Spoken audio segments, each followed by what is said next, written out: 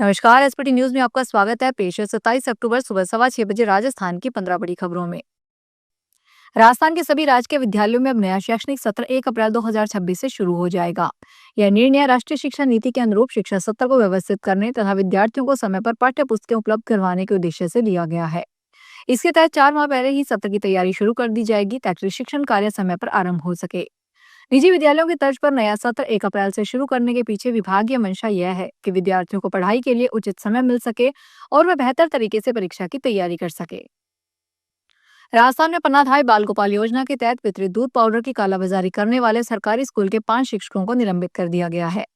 मुख्यमंत्री भजन लाल शर्मा के निर्देश पर इस मामले में 3 सदस्यीय उच्च स्तरीय जांच समिति गठित की गई है।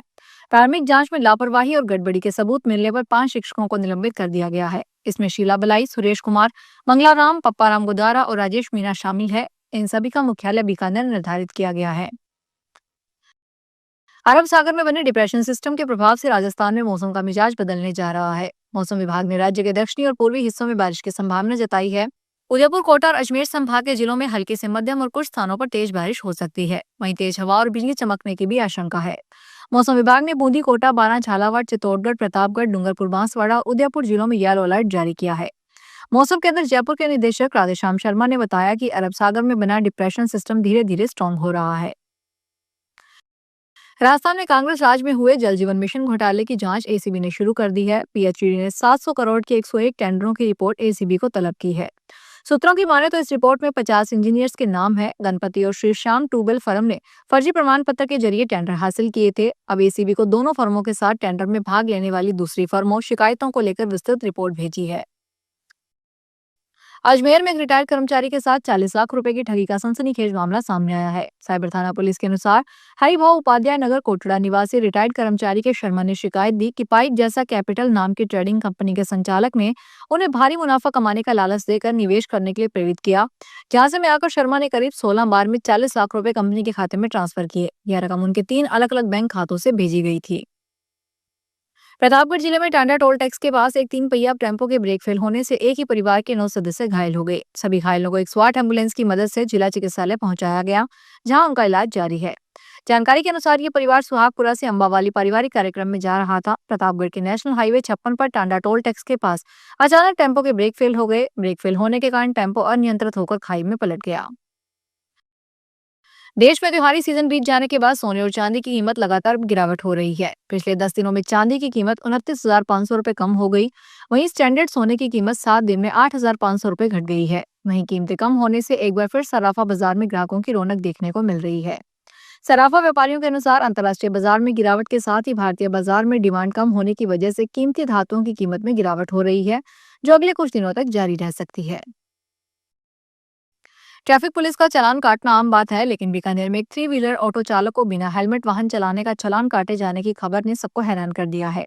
यह चालान 10 अप्रैल 2024 को सब इंस्पेक्टर अनिल कुमार की ओर से जारी किया गया और राशि थी पूरे 1,000 रुपए।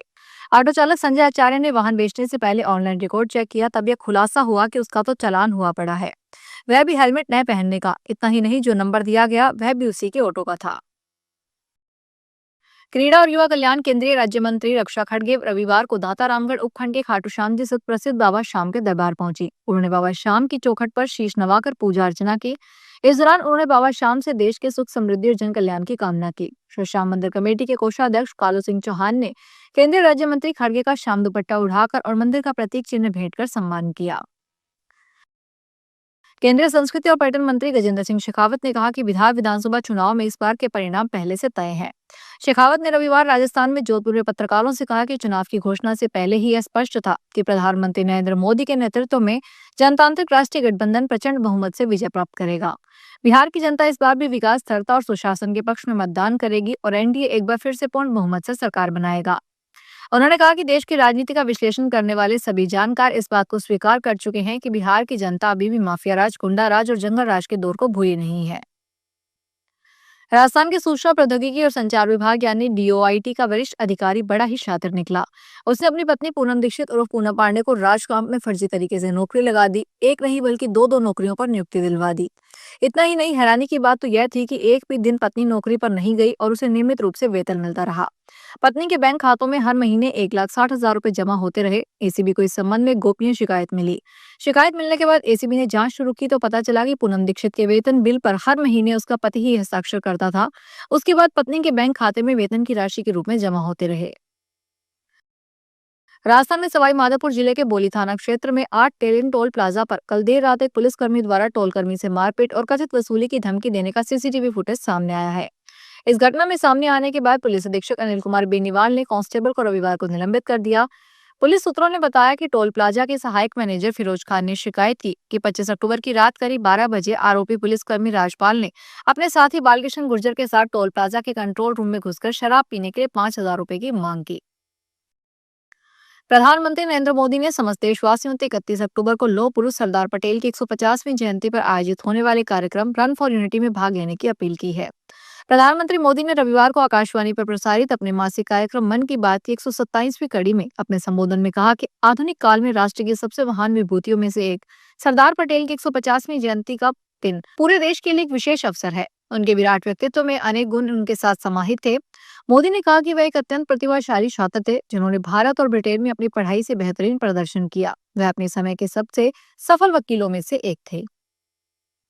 अंतर्राष्ट्रीय पुष्कर मेले की शुरुआत हो चुकी है और रौनक बढ़ने लगी है। मंदिरों, घाटों व बाजारों में लोगों की भीड़ है। वहीं मेला मैदान में पशुओं की संख्या लगातार बढ़ती जा रही है। पशुओं की संख्या 3,000 पार कर चुकी है।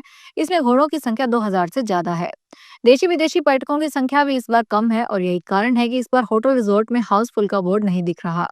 ऐसे में होटल रिजोर्ट व्यवसायी भी चिंतित हैं और आने वाले दिनों में संख्या बढ़ने की उम्मीद लगाए बैठे हैं। प्रशासन की ओर से सड़कों से अतिक्रमण हटाए जा रहे हैं। इन पर भी लोगों में रोष जताया गया है। मुख्यमंत्री बीज स्वावलंबी योजना के तहत काश्तकारों को मिलने वाला निःशुल्क चना बीज वितरण को लेकर पाली क्षेत्र में हंगामा हो गया। बचुंदा, बिठूड़ा, अनोपपुरा सहित कई गांवों के किसानों को सांडेराव ग्राम सेवा सहकारी समिति में बुलाया तो गया, लेकिन वहां पहुंचने पर पता चला कि बीज का वितरण तो एक दिन पहले ही कर दिया गया है।